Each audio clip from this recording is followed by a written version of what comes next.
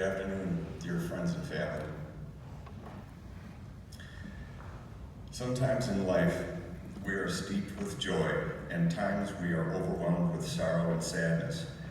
Today, we are all experiencing deep pain and grief, but we are also steeped in joy, surrounded by family and friends, sharing memories of Robert William DeFries.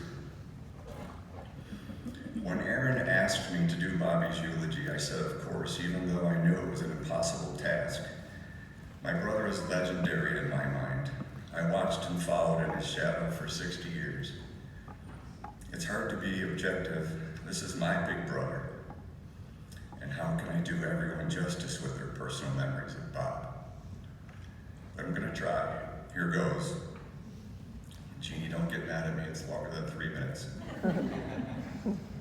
And Father, you have permission to give me the hook to say Billy enough. Aaron called him Dad. Tough this is, but tougher are we, his family and friends. This is a lot harder than I thought. I might have to call in the pen. Got a few southpaws in the family. Together we shall remember Bobby, especially when he first arrived in Sheridan, Wyoming in 1985. And the one and only time he rode a horse to impress his new friends. Aaron called him Dad, and Erica and Mindy called him Bob. So did Dan and Marilyn and Pia, and all his friends and clients. The Chamber of Commerce called him Bob, and so did the Volunteers of America. Maya, Talia, and Aislinn called him Grandpa.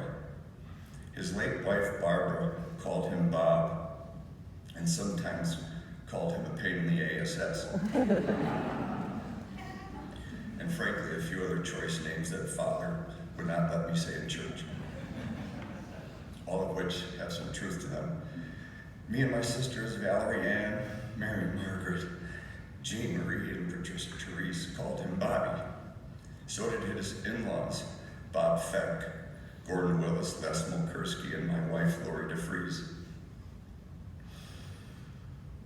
He was Uncle Bobby to Kimmy, Brian, Carly, Elizabeth, Bobby, Davia, Genevieve, Brittany, Anna, Danny, Maggie, Mallory, and Eric. The St. Linus and Brother Race guys, named Moles, Strap, Condon, A.Q., Timo, Juan, Chappers, Poo Dog, and Boney, all called him Dutch. Bobby was a faithful Roman Catholic, an altar boy who could still say the entire Mass in Latin. He was a fanatical sports enthusiast and a big-time competitor himself. He was a star athlete growing up in Chicago and a high school Hall of Famer with his name constantly in the newspaper. Drafted by my beloved Chicago White Sox. He was an original diehard Cubs fan, club member, and loved the Bears, the Bulls, the Blackhawks, and Notre Dame. He loved the outdoors and fishing in Crane Lake. He was also a thrill seeker, and in his younger days loved going fast on motorcycles and snowmobiles. He seemed indestructible, with at least 3 major accidents with emergency room visits and nearly hundreds of stitches on every part of his body. He bounced back better than ever. He was ready for the next adventure. With over 2,000 clients, Bobby and Aaron have built an insurance juggernaut together. Our mom and dad, Laverne and Bill, would be very proud of their firstborn son, Bobby. I heard and read hundreds of condolences recently, so let me share a few of those about Bobby. Bobby always had a positive outlook on everything. He was a great guy to be around and chat about anything, and you always left a conversation with him with a smile on your face. I actually look forward to bumping into Bobby on a daily basis. He was faithful, humble, caring, charitable, fun, goofy, and smart. He was a tremendous human, and he made the world a better place to live in. He really was one of the good guys, truly was. One of the nicest men you could ever meet. He always remembered people's names, and he had the sincerest smile, an all-time favorite to so many. We did some crazy stuff and had many good times back in the day. Golf, cup games, trips to Oktoberfest in La Crosse, Wisconsin. His competitiveness was legendary. So was his penchant to laugh and have a good time and a drink or two. One hot day in 1969, Dutch and I went to Rainbow Beach at 79th and the Lake. When it was time to leave, Bobby said, "Hey, let's drive straight to Brandt's Tavern without stopping." He drove 13 miles down 79th Street to Cicero, then to Brandt's nonstop. We blew through more than 20 stop signs. I have a saying.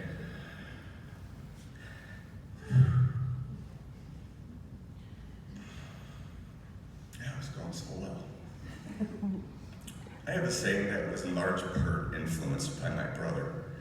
Everything lives in conversation, and man, did that man live. He was very curious in what you had to share and what he could learn from you.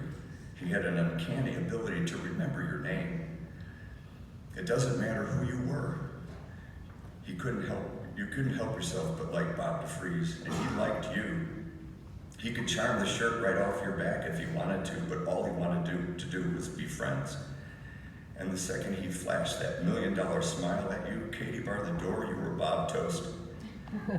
You were forever part of the Bob DeFries club, and you loved every minute of it with him. Frankly, at times for many of us, it was very annoying to be around Bob in public because it was always taking so much time talking to other people. We had to wait for him. Matt Strahl, his late father-in-law, would warn everybody, "Don't go downtown with Bobby because it takes all day." Me, Bobby, and Aaron liked to pretend we were mob guys sometimes. We would greet each other like the Sopranos with, "Oh," or, "How you doing?" or "Forget about it." And so right now, when I say, "Oh," you're gonna say, "Forget about it," in your best Sopranos accent. Ready? "Oh! Forget about it." That's what I'm talking about, Chicago. Don and Eileen had their Chicago, New Jersey banter back and forth too. There may be some truth to Bob's nefarious side. In the late 70s, Bobby worked construction in Chicago, and I was a Teamster at 33rd and St. Louis. Bobby had a side gig reselling retreaded semi-truck tires he got from a big guy named Slim. Turns out Slim had access to a train yard on the south side where tires fell off the freight cars. Bobby called himself a businessman.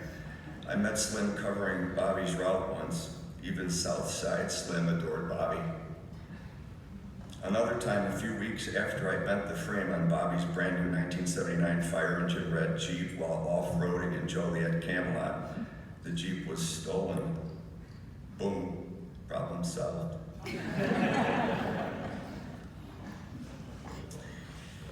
If a life well lived was judged by the number of people who touched you with a nice conversation, Bobby would be tied with many of history's great, all-time greats.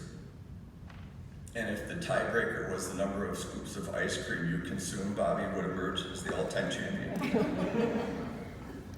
So lastly, we say thank you for setting such a good example for all of us to follow. From us and all the generations of the family that will follow in your faith and your fellowship, we are forever grateful to you. Robert William DeFries, rest in peace, brother, until we meet again.